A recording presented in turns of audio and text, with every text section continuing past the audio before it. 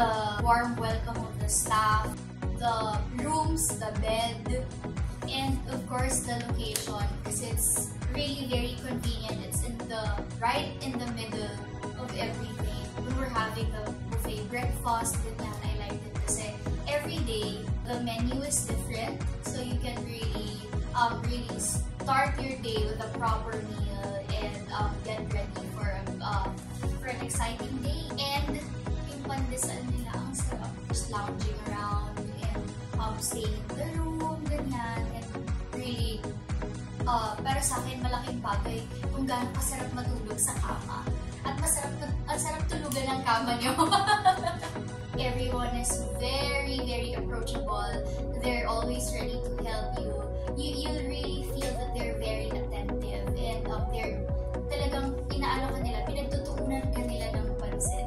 I want to go back here also sa Astoria, Boracay.